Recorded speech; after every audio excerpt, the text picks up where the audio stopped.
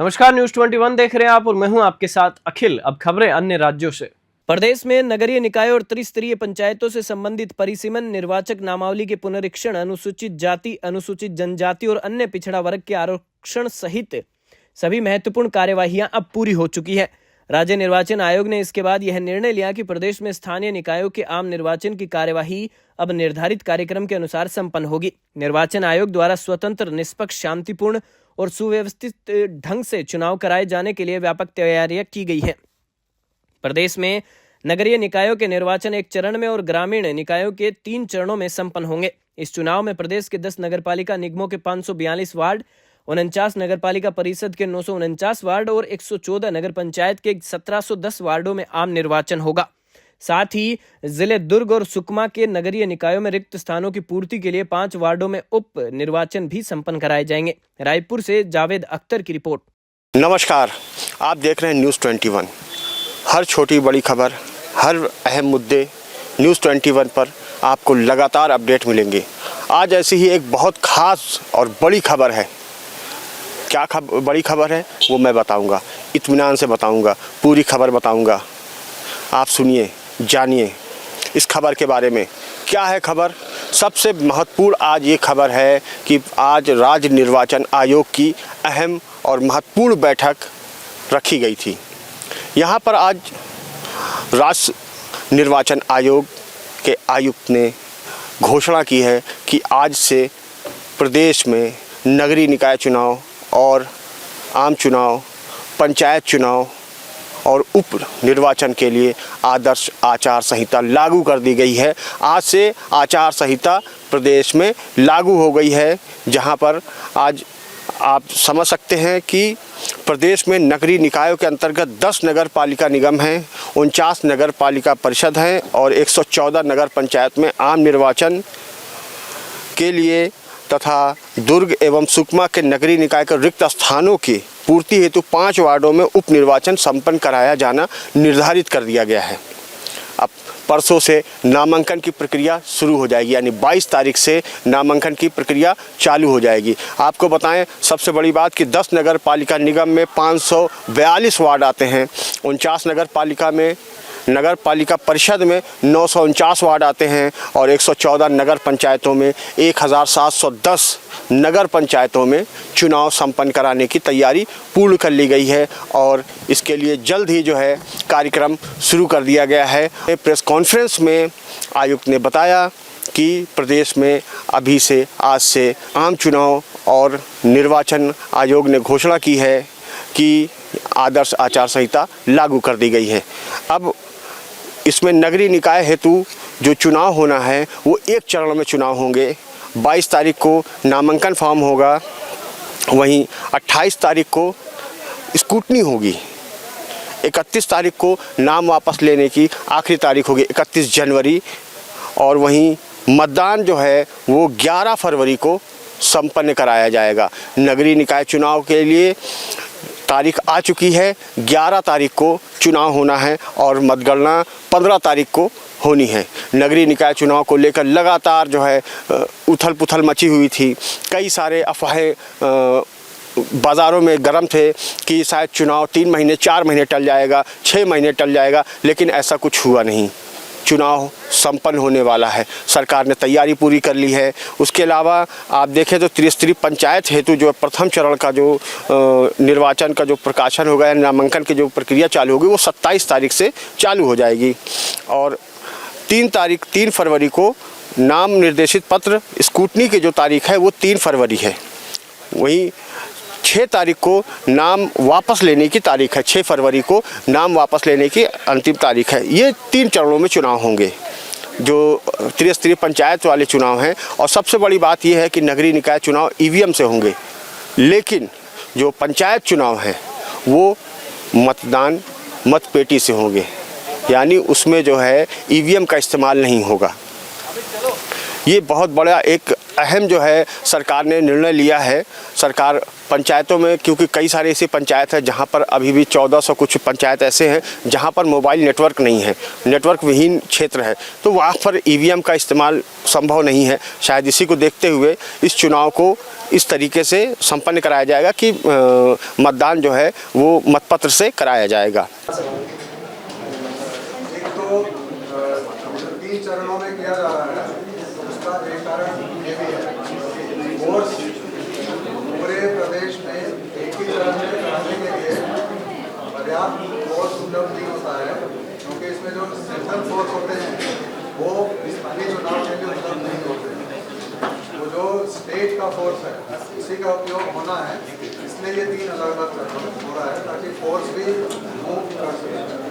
Sir, शिक्षा की का भी एग्जाम है, निर्वाचन में सीबीएसई का भी एग्जाम है, इस समय शिक्षकों का जो इसमें चुनाव में होगा तो किस तरह से सीबीएसई का परीक्षा फरवरी में होने वाली है, तो संख्या बहुत कम है और ये टीचर्स का अधिकतम मुकाबला उपयोग नहीं होता। सर, पंचायत चुनाव के लिए नॉमिनेशन की एक बार तारीख फिर से बता दें। 27 जनवरी से नॉमिनेशन शुरू हो जाएगा, 27 जनवरी से लेकर 3 फरवरी तक।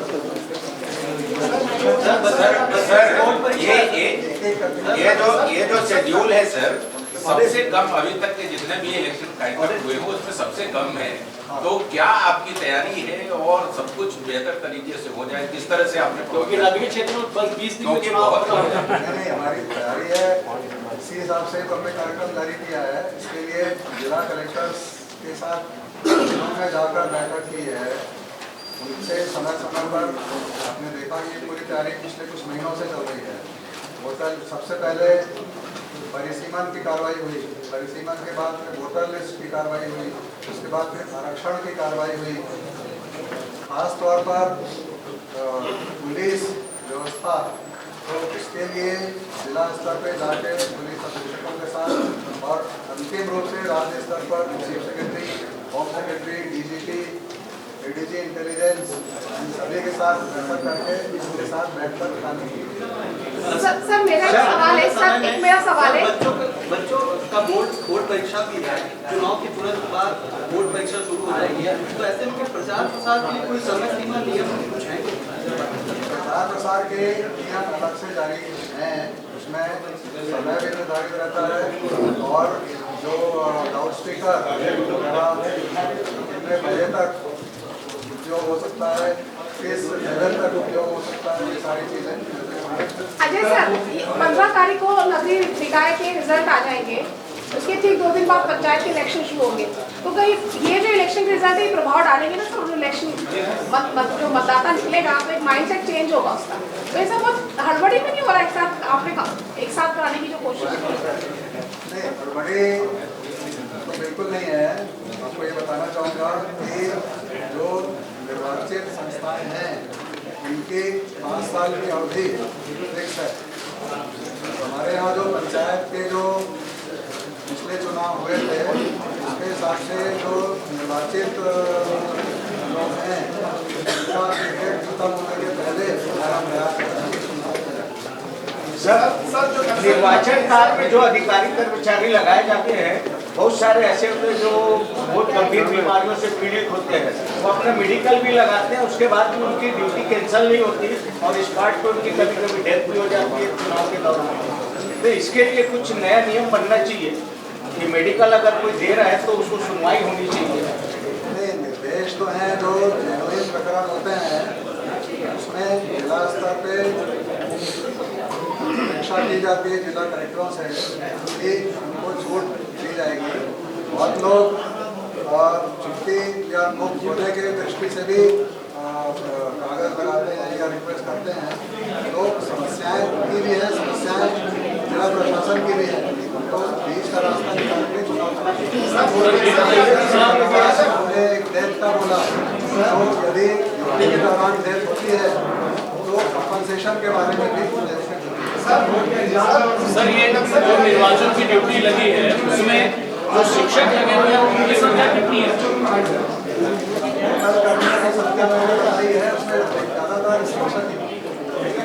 क्या वो प्राइमरी और मिडिल और हाई स्कूल हायर सेकेंडरी सभी श्रेणी के मिक्स है, जैसे बदलता है और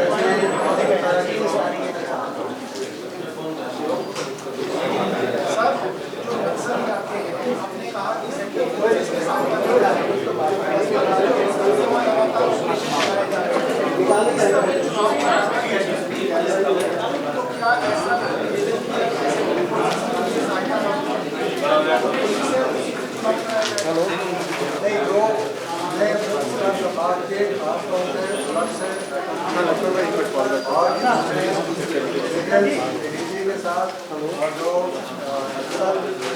इंचार्ज हैं यहाँ पर PhD उनके साथ बैठक हुई है और उनके गाँव समाज और उनके दान के अनुसार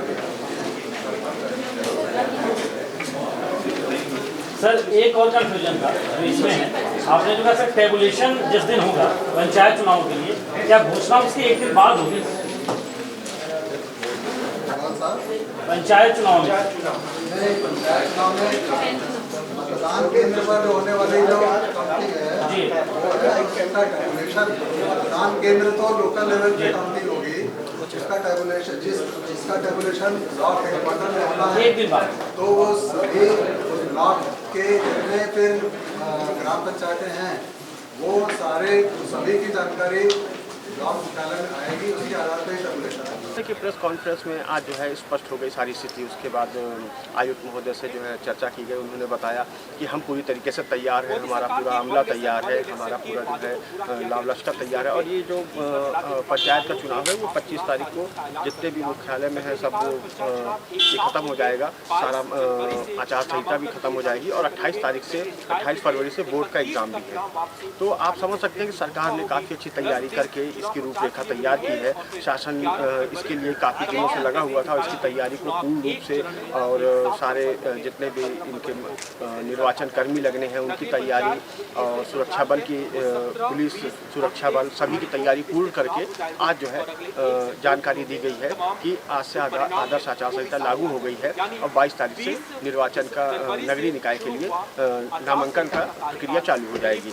तो अब सबसे बड़ा सवाल यही है कि इतनी हालांकि समय कम मिला है, इसमें कैसे जो प्रत्याशी होंगे वो कैसे डोर टू डोर कैंपेन कर पाएंगे ये भी देखना बड़ी बात होगी।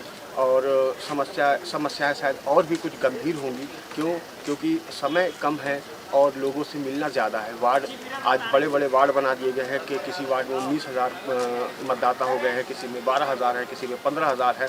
तो इतनी बड़ी संख्या में मतदाताओं से मिल पाना या डोर टू डोर कैंपेन कर पाना वो कैसे करेंगे इतने कम समय में, क्योंकि नामांकन भी करना है, उसके बाद स्क्रूटनी भी होनी है, फिर नाम वापसी की भी कार्य होने हैं। तो ये सब देखा जाए तो पार्षदों के लिए या नगर जो त्रिस्तरीय पंचायतों में जो प्रत्याशी खड़े होंगे उनके लिए कई सारी समस्याएं, जनता से मिलने की समस्या एक बहुत बड़ी समस्या उभर कर सामने आएगी, क्योंकि समय जो है वो काफ़ी कम दिया गया है। ये समय कम देने का रीज़न शायद बोर्ड एग्ज़ाम हो सकता है, ये शासन ने शायद इस तरीके की तैयारी की होगी, लेकिन फ़िलहाल इस पर जो है सवाल ज़रूर खड़े होंगे।